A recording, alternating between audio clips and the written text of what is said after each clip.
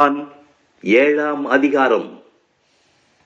இவைகளுக்கு பின்பு யூதர்கள் இயேசுவை கொலை செய்ய வகை தேடினபடியால் அவர் யூதேயாவில் சஞ்சரிக்க மனதில்லாமல் கலிலேயாவில் சஞ்சரித்து வந்தார். யூதருடைய கூடார பண்டிகை சமீபமாயிருந்தது. அப்பொழுது அவருடைய சகோதரர் அவரை நோக்கி, நீர் செய்கிற கிரியைகளை உம்முடைய சீஷர்களும் பார்க்கும்படி இவ்விடம் விட்டு யூதேயாவுக்கு போம். பிரபலமாயிருக்க விரும்புகிற எவனும் அந்தரங்கத்திலே ஒன்றையும் செய்ய மாட்டான். நீர் இப்படிப்பட்டவைகளை செய்தால் உலகத்துக்கு உம்மை வெளிப்படுத்தும் என்றார்கள். அவருடைய சகோதரரும் அவரை விசுவாசியாதபடியால் இப்படி சொன்னார்கள். இயேசு அவர்களை நோக்கி, என் வேளை இன்னும் வரவில்லை, உங்கள் வேளையோ எப்பொழுதும் ஆயத்தமாயிருக்கிறது. உலகம் உங்களை பகைக்க மாட்டாது, அதன் கிரியைகள் பொல்லாதவைகளாய் இருக்கிறது என்று நான் சாட்சி கொடுக்கிறபடியினாலே அது என்னை பகைக்கிறது. நீங்கள் இந்த பண்டிகைக்கு போங்கள், என் வேளை இன்னும் வராதபடியால் நான் இந்த பண்டிகைக்கு இப்பொழுது போகிறதில்லை என்றார். இவைகளை அவர்களுடனே சொல்லி பின்னும் கலிலேயாவிலே தங்கினார். அவருடைய சகோதரர் போன பின்பு அவர் வெளியரங்கமாக போகாமல் அந்தரங்கமாய் பண்டிகைக்கு போனார். பண்டிகையிலே யூதர்கள் அவரை தேடி, அவர் எங்கே இருக்கிறார் என்றார்கள். ஜனங்களுக்குள்ளே அவரை குறித்து முறுமுறுப்புண்டாயிற்று. சிலர் அவர் நல்லவர் என்றார்கள். வேறு சிலர் அப்படியல்ல, அவன் ஜனங்களை வஞ்சிக்கிறவன் என்று சொல்லிக் கொண்டார்கள். ஆனாலும் யூதருக்கு பயந்திருந்ததினாலே ஒருவனும் அவரை குறித்து தாராளமாய் பேசவில்லை. பாதி பண்டிகையான போது இயேசு தேவாலயத்துக்கு போய் உபதேசம் பண்ணினார். அப்பொழுது யூதர்கள், இவர் கல்லாதவராயிருந்தும் வேத எழுத்துக்களை எப்படி இருந்திருக்கிறார் என்று ஆச்சரியப்பட்டார்கள். இயேசு அவர்களுக்கு பிரதியுத்தரமாக, என் உபதேசம் என்னுடையதாயிராமல் என்னை அனுப்பினவருடையதாயிருக்கிறது. அவருடைய சுத்தத்தின்படி செய்ய மனதுள்ளவன் எவனோ அவன் இந்த உபதேசம் தேவனால் உண்டாயிருக்கிறதோ நான் சுயமாய் பேசுகிறேனோ என்று அறிந்து கொள்ளுவான். சுயமாய் பேசுகிறவன் தன் சுய மகிமையை தேடுகிறான். தன்னை அனுப்பினவரின் மகிமையை தேடுகிறவனோ உண்மையுள்ளவனாயிருக்கிறான், அவனிடத்தில் அநீதி இல்லை. மோசே நியாயப்பிரமாணத்தை உங்களுக்கு கொடுக்கவில்லையா? அப்படி இருந்தும் உங்களில் ஒருவனும் அந்த நியாயப்பிரமாணத்தின்படி நடக்கிறதில்லை. நீங்கள் ஏன் என்னை கொலை செய்ய தேடுகிறீர்கள் என்றார். ஜனங்கள் அவருக்கு பிரதியுத்தரமாக, நீ பிசாசு பிடித்தவன், உன்னை கொலை செய்ய தேடுகிறவன் யார் என்றார்கள். இயேசு அவர்களை நோக்கி, ஒரே கிரியையை செய்தேன், அதை குறித்து எல்லாரும் ஆச்சரியப்படுகிறீர்கள். விருத்த சேதனம் மோசையினால் உண்டாகாமல் பிதாக்களால் உண்டாயிற்று. பின்பு மோசே அதை உங்களுக்கு நியமித்தான். நீங்கள் ஓய்வு நாளிலும் மனுஷனை விருத்த சேதனம் பண்ணுகிறீர்கள். மோசேயின் நியாயப்பிரமாணம் மீறப்படாதபடிக்கு ஓய்வு நாளில் மனுஷன் விருத்த சேதனம் பெறலாம் என்றால், நான் ஓய்வு நாளில் ஒரு மனுஷனை முழுவதும் சுகமாக்கினதினாலே என் மேல் எரிச்சலாயிருக்கலாமா? தோற்றத்தின்படி தீர்ப்பு செய்யாமல் நீதியின்படி தீர்ப்பு செய்யுங்கள் என்றார். அப்பொழுது எருசலேம் நகரத்தாரில் சிலர், இவனை அல்லவா கொலை செய்ய தேடுகிறார்கள்.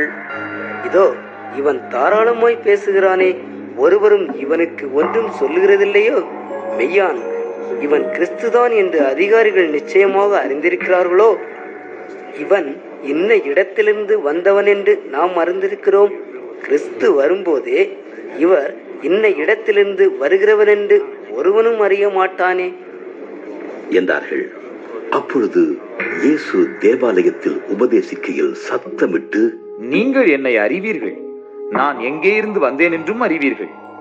நான் என் சுயமாய் வரவில்லை, என்னை அனுப்பினவர் சத்தியம் உள்ளவர், அவரை நீங்கள் அறியாதிருக்கிறீர்கள். நான் அவரால் வந்திருக்கிறபடியினாலும் அவர் என்னை அனுப்பியிருக்கிறபடியினாலும் நானே அவரை அறிந்திருக்கிறேன் என்றார். அப்பொழுது அவரை பிடிக்க வகை தேடினார்கள். ஆனாலும் அவருடைய வேலை இன்னும் வராதபடியினால் ஒருவனும் அவர் மேல் கைப்படவில்லை. ஜனங்களில் அநேகர் அவரை விசுவாசித்து, கிறிஸ்து வரும்போது இவர் செய்கிற அற்புதங்களை பார்க்கிலும் அதிகம் செய்வாரோ என்றார்கள். ஜனங்கள் அவரை குறித்து இப்படி முறுமுறுக்கிறதை பரிசேயர் கேட்டபொழுது அவரை பிடித்துக் கொண்டு வரும்படிக்கு பரிசேயரும் பிரதான ஆசாரியரும் சேவகரை அனுப்பினார்கள். அப்பொழுது இயேசு அவர்களை நோக்கி, இன்னும் கொஞ்ச காலம் நான் உங்களுடனே கூட இருந்து பின்பு என்னை அனுப்பினவரிடத்திற்கு போகிறேன். நீங்கள் என்னை தேடுவீர்கள், ஆனாலும் என்னை காண மாட்டீர்கள். நான் இருக்கும் இடத்திற்கு நீங்கள் வரவும் கூடாது என்றார். அப்பொழுது யூதர்கள், இவரை நாம் காணாதபடிக்கு எங்கே போவார்? கிரேக்கருக்குள்ளே சிதறி இருக்கிறவர்களிடத்திற்கு போய் கிரேக்கருக்கு உபதேசம் பண்ணுவாரோ? நீங்கள் என்னை தேடுவீர்கள், ஆனாலும் என்னை காண மாட்டீர்கள் என்றும், நான் இருக்கும் இடத்திற்கு நீங்கள் வரக்கூடாது என்றும் இவர் சொன்ன வார்த்தையின் கருத்து என்னவென்று தங்களுக்குள்ளே சொல்லிக் கொண்டார்கள். பண்டிகையின் கடைசி நாளாகிய பிரதான நாளிலே இயேசு நின்று சத்தமிட்டு, ஒருவன் தாகமாயிருந்தால் என்னிடத்தில் வந்து பானம் பண்ண கடவன். வேத வாக்கியம் சொல்லுகிறபடி என்னிடத்தில் விசுவாசமாயிருக்கிறவன் எவனோ அவன் உள்ளத்திலிருந்து ஜீவ தண்ணீர் உள்ள நதிகள் ஓடும் என்றார். தம்மை விசுவாசிக்கிறவர்கள் அடையப் போகிற ஆவியை குறித்து இப்படி சொன்னார். இயேசு இன்னும் மகிமைப்படாதிருந்தபடியினால் பரிசுத்த ஆவி இன்னும் அருளப்படவில்லை. ஜனங்களில் அநேகர் இந்த வசனத்தை கேட்டபொழுது, மெய்யாகவே இவர் தீர்க்கதரிசியானவர் என்றார்கள். வேறு சிலர், இவர் கிறிஸ்து என்றார்கள். வேறு சிலர், கிறிஸ்து கலீலியோவிலிருந்தா வருவார்? தாவீதின் சந்ததியிலும் தாவீது இருந்த பெத்லகேம் ஊரிலும் இருந்து கிறிஸ்து வருவார் என்று வேத வாக்கியம் சொல்லவில்லையா என்றார்கள். இவ்விதமாக அவரை குறித்து ஜனங்களுக்குள்ளே பிரிவினை உண்டாயிற்று. அவர்களில் சிலர் அவரை பிடிக்க மனதாயிருந்தார்கள். ஆகிலும் ஒருவனும் அவர் மேல் கைப்படவில்லை. பின்பு அந்த சேவகர் பிரதான ஆசாரியரிடத்திற்கும் பரிசேயரிடத்திற்கும் திரும்பி வந்தார்கள். இவர்கள் அவர்களை நோக்கி, நீங்கள் அவனை ஏன் கொண்டு வரவில்லை என்று கேட்டார்கள். சேவகர் பிரதியுத்தரமாக, அந்த மனுஷன் பேசுகிறது போல ஒருவனும் ஒரு காலம் பேசினதில்லை என்றார்கள். அப்பொழுது பரிசேயர், நீங்களும் வஞ்சிக்கப்பட்டீர்களா? அதிகாரிகளிலாவது பரிசேயரிலாவது யாதாம் ஒருவர் அவனை விசுவாசித்தது உண்டா? வேதத்தை அறியாதவர்களாகி இந்த ஜனங்கள் சபிக்கப்பட்டவர்கள் என்றார்கள்.